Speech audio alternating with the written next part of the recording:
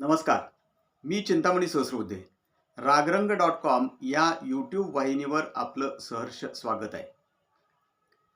सांगली जिल्हा मध्यवर्ती सहकारी बँक ही सांगली जिल्ह्यातली एक महत्त्वाची संस्था आहे.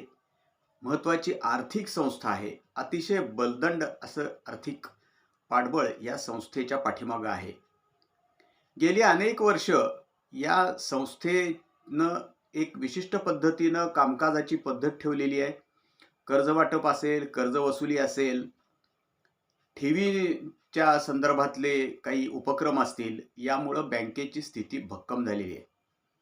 गेल्या काही वर्षामध्ये या बँकेचे अध्यक्ष म्हणून माजी आमदार मानसिंगराव भाऊ नाईक यांनी सूत्र सांभाळली आणि बँकेला एका त्यांनी विशिष्ट टप्प्यावर आणून ठेवलेला आहे. 100 वर्ष पूर्ण केलेली ही बँक आता शताब्दीचा आपला महोत्सव साजरा करते. सांगली संस्थांच्या काळामध्ये ज्या काही संस्था सांगलीमध्ये स्थापन झाल्या त्यामध्ये सर्वात पहिली म्हणजे मोठी संस्था म्हणू आपण, छोट्या छोट्या संस्था सुरू झाल्या संस्थांच्या काळामध्ये. अगदी सॅलरी अर्नर्स सारखी संस्था सुरू झाली किंवा काही सहकारी विकास संस्था सुरू झाल्या, विशेषतः कसबे डिग्रज सारखी संस्था असेल वगैरे, अशा काही संस्था त्या काळात सुरू झालेल्या होत्या. अर्थात या सुरू करण्यामध्ये सांगली संस्थांचा जसा पुढाकार होता तत्कालीन, त्याचबरोबर ब्रिटिश सरकारचं सुद्धा एक सहकाराबाबतचं धोरण सुद्धा त्याला कारणीभूत होतं. त्याच पद्धतीनं सांगलीमध्ये गणपती जिल्हा कृषी औद्योगिक संस्था ही पहिली सुरू झाली आणि त्यानंतर सांगली जिल्हा मध्यवर्ती बँक सुरू झालेली आहे. म्हणजे स्वातंत्र्यापूर्वी ज्या प्रमुख संस्था आहेत आपल्या सांगली जिल्ह्यातल्या, त्यातली एक सांगली जिल्हा मध्यवर्ती सहकारी बँक आहे. या संस्थेवरती आतापर्यंत अनेकांनी आपलं प्रभुत्व ठेवलेलं आहे, राजकीय प्रभुत्व ठेवलंय. राजकारणामध्ये सुद्धा जसं शेतीच्या क्षेत्रामध्ये, शेतीच्या विकासामध्ये या बँकेनं मोठी भूमिका बजावली, त्याच पद्धतीनं या बँकेनं राजकीय क्षेत्रामध्ये सुद्धा एक मोठी भूमिका बजावलेली आहे. या बँकेचं अनेक वर्ष नेतृत्व हे स्वर्गीय गुलाबरावजी पाटील सहकार महर्षी यांनी केलेलं होतं आणि त्यांच्या कारकिर्दीमध्ये या बँकेनं विशेषतः बागायती शेतकरी हा डोळ्यासमोर ठेवून सांगली जिल्ह्यातला बागायती शेतीला फार मोठ्या प्रमाणावर प्रोत्साहन दिलं. डाळिंब आणि द्राक्ष या ज्या सांगली जिल्ह्यामध्ये मोठ्या प्रमाणावर क्रांती झाली, द्राक्षाची क्रांती झाली, डाळिंबाची क्रांती झाली, यामध्ये गुलाबरावजी पाटील आणि त्यांच्या सर्व सहकाऱ्यांचं फार मोठं योगदान आहे. गुलाबरावजी पाटील यांनी अनेक वर्ष बँकेची धुरा सांभाळल्यानंतर एका निवडणुकीमध्ये या निवडणुकीमध्ये बँकेमध्ये सत्ता बदल झाला आणि ही बँक पूर्णपणे आपण ज्याला लोकनेते वसंतराव दादा पाटील यांच्या समर्थकांच्याकडे आली आणि प्रामुख्यानं त्या ज्येष्ठ नेते विष्णू पाटील यांच्याकडे या बँकेची सूत्र होती. जवळजवळ 20 वर्ष तरी, किमान 15 वर्ष तरी विष्णू पाटील यांच्याकडे या बँकेची सगळी सूत्र होती. त्यांच्याबरोबरच माजी आमदार विलासरावजी शिंदे काम करत होते. त्यांनी बँकेचं नेतृत्व बरेच वर्ष केलं. हिंद केसरी मारुती माने यांनी सुद्धा या बँकेचं नेतृत्व केलेलं होतं. मग अनेक आपल्याला अशी नावं घेता येतील की ज्यांनी बँकेचं ह्या नेतृत्व केलं आणि बँकेला एक निश्चितपणे चांगली दिशा दिली. आता सध्याच्या काळामध्ये आपल्याला असं दिसेल गेल्या काही वर्षामध्ये बँकेचं नेतृत्व किंवा बँकेवरचं जे प्रभुत्व आहे ते आमदार जयंत पाटील यांच्याकडे आहे. तसं पाहायला गेलं तर बँकेमध्ये राजकीय पक्षांचे, सगळ्याच राजकीय पक्षांचे संचालक आहेत. सगळ्या राजकीय पक्षांना मानणारे, केवळ नुसते मानणारे नव्हे तर त्यातले प्रमुख पदाधिकारी आहेत, आमदार असे सुद्धा त्याच्यात आहेत, खासदार सुद्धा होते बँकेमध्ये. आणि या सगळ्यांचं एक आपण ज्याला काय म्हणू मनोमिलन हे बँकेमध्ये आपल्याला सातत्यानं दिसते. मग त्यात भारतीय जनता पक्ष आहे, शिवसेना आहे, शिंदेंची शिवसेना आहे, काँग्रेस पक्ष आहे, राष्ट्रवादी काँग्रेस, दोन्ही राष्ट्रवादी काँग्रेस पक्षाचे नेते आहेत. हे सर्वजण मिळून एकत्र काम करतायत. संपूर्ण जिल्हा बँकेचा आपण जर कारभार आतापर्यंत पाहिला तर ह्याच्यामध्ये कधीही पक्षीय राजकारण आलेलं नाही गेल्या काही वर्षात तरी. विशेषतः आत्ताचं जे संचालक मंडळ आहे किंवा यापूर्वीचं सुद्धा संचालक मंडळ आहे, यामध्ये जरी वर्चस्व जयंत पाटलांचं असलं किंवा जयंत पाटील हे त्या बँकेचं नेतृत्व करत असले तरी सुद्धा पक्षीय राजकारण त्यामध्ये फारसं आलं नाही.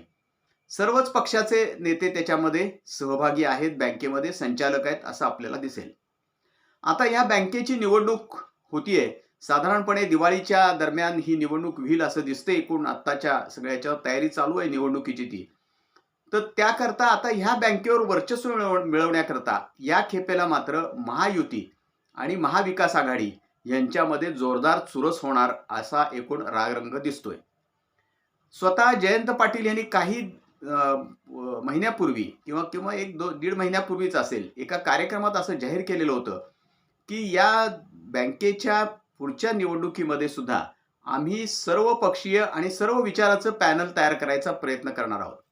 यावरनं जयंत पाटील यांचा मनसुबा स्पष्ट दिसतोय की त्यांच्या या पॅनलमध्ये भारतीय जनता पक्षाचे असतील, शिंदेची शिवसेना असेल, उभाठा शिवसेनेची सुद्धा कदाचित असतील, त्यानंतर काँग्रेसचे असतील आणि शरद पवारांच्या राष्ट्रवादी काँग्रेसचे सुद्धा संचालक हे उमेदवार त्यांच्या पॅनलमध्ये असतील. अर्थात हे सगळे जे आहेत म्हणजे सगळे जे संचालक किंवा उमेदवार असतील त्यांच्या पॅनलमधले हे जयंत पाटील यांचं नेतृत्व मानणारेच असणार आहेत. ते जरी भरी भारतीय जनता पक्षात असले किंवा शिंदेच्या शिवसेनेमध्ये असले तरी जयंत पाटील यांच्याशी त्यांचे विचार मिळते जुळते असतील, त्यांच्याच पॅनल ते बनवणार यात काही शंका नाही. अर्थात ते साहजिक पण आहे, त्यात काही नवीन आहे किंवा काही गैर आहे असंही म्हणायचं काही कारण नाही. परंतु एक निश्चित आहे की भारतीय जनता पक्षाची म्हणजेच किंबहुना महायुतीची सत्ता या बँकेवरती पूर्णपणे यावी असा प्रयत्न ह्या वेळेला जोरदारपणे होणार आणि त्याचं नेतृत्व हे सांगली जिल्ह्याचे पालकमंत्री आणि भारतीय जनता पक्षाचे ज्येष्ठ नेते चंद्रकांत दादा पाटील करतील असा एक अंदाज आहे.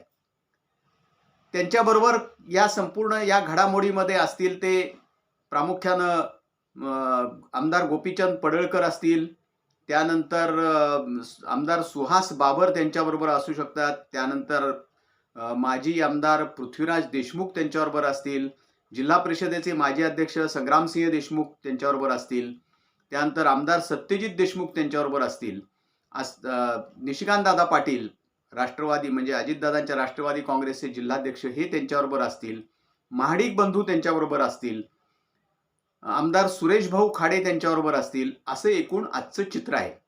आणि त्याच वेळेला जयंत पाटील यांच्याबरोबर स्वतः जयंत पाटील असतील, त्यांच्याबरोबर माजी मंत्री शिवाजीराव नाईक असतील, त्यानंतर माजी आमदार विद्यमान बँकेचे अध्यक्ष असलेले मानसिंगराव भाऊ नाईक त्यांच्याबरोबर असतील, रोहित पाटील आमदार रोहित पाटील असतील, त्यानंतर जिल्हा बँकेचे विद्यमान संचालक असलेले सुरेश भाऊ पाटील त्यांच्याबरोबर असतील, माजी आमदार विलासराव जगताप त्यांच्याबरोबर असतील, माजी आमदार राजेंद्र अण्णा देशमुख हे जयंतरावांच्या बरोबर असतील, अजितराव घोरपडे त्यांच्याबरोबर असतील.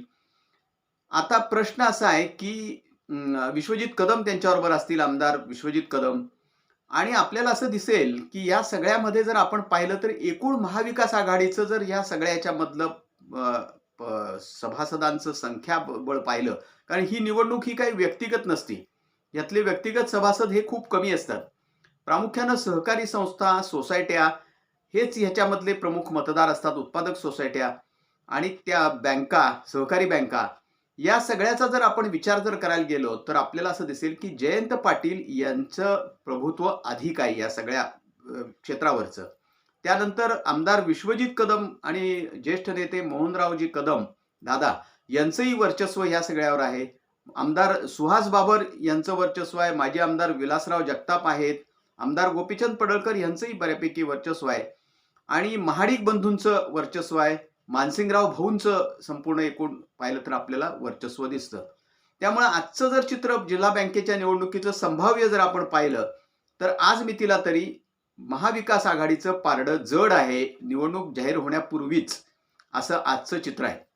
आता ह्या सगळ्यामध्ये कसं आहे की ज्या भारतीय जनता पक्ष, त्यानंतर अजितदादांची राष्ट्रवादी काँग्रेस आणि आपल्याला माहित आहे की शिवसेना, एकनाथजी शिंदे यांची शिवसेना, यांनी खरोखरच जर महायुती म्हणून ही निवडणूक लढवायची ठरवली तर थोडासा लढत निश्चितपणे होणार आहे.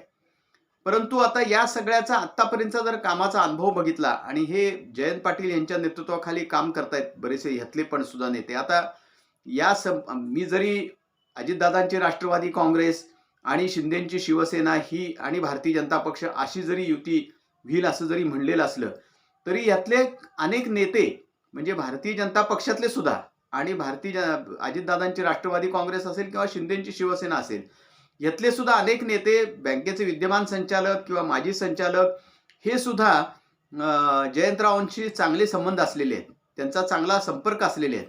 त्यामुळं ते सुद्धा कितपत महायुती म्हणून लढायला तयार होतील, वेगळा तंबूत तयार करायला, याबद्दल शंका वाटते. त्यामुळं कदाचित एकमेकांच्या समन्वयातून संचालक मंडळ पुन्हा एकदा समन्वयातूनच बनवलं जाईल असाही सुद्धा एक अंदाज व्यक्त होतोय. आता या सगळ्यामध्ये तुम्हाला लक्षात आलं असेल की मी माजी खासदार संजय काका पाटील यांचं नाव घेतलं नाही. खरं म्हणजे संजय काका पाटील यांचे सुद्धा बँकेमधच्या एकूण जे मतदार आहेत, मतदान करतात, त्यांच्यावरती बऱ्यापैकी वर्चस्व आहे. परंतु संजय काका पाटील सध्या हे अजितदादांच्या राष्ट्रवादी काँग्रेसमध्ये आहेत असं म्हणतो आपण, परंतु तसं पाहिलं तर त्यांचा स्वतंत्र एक आघाडी पण आहे. भारतीय जनता पक्षात अजून काही त्यांचा प्रवेश झालेला नाही. पृथ्वीराज पाटील पण आहेत. तसंच जयश्री वहिनी पाटील ह्या सुद्धा बँकेच्या संचालक आहेत. यांची सुद्धा याच्यामध्ये काही सोसायट्या, काही संस्थांच्या वरती त्यांचं प्रभुत्व आहे. या सगळ्यातून आपल्याला जर एकूण निष्कर्ष काढायचा झाला तर या दोन्ही महायुती आणि महाविकास आघाडीमध्ये संघर्ष होऊ शकतो निवडणुकीच्या माध्यमातून. परंतु तूर्त तरी आपण सगळं पाहिलं तर महाविकास आघाडीचंच बळ अधिक आहे कागदावरचं तरी आजच्या मितीला असं आपल्याला दिसेल. आणि भले पक्षाचा विषय बाजूला ठेवून सुद्धा अनेक नेते जरी भारतीय जनता पक्षात असले, जरी शिंदेच्या शिवसेनेत असले किंवा अजितदादांच्या राष्ट्रवादी काँग्रेसमध्ये असले तरी ते जयंत पाटील यांच्या बरोबर जातील असं एकूण आजचं चित्र आहे.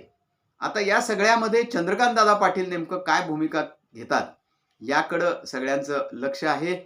पाहूया नेमकं काय होते ते. परंतु जिल्हा बँकेची निवडणूक ही पहिल्यांदाच अतिशय रंगतदार होईल, चुरशीची होईल असं एकूण चित्र आजचं दिसतंय.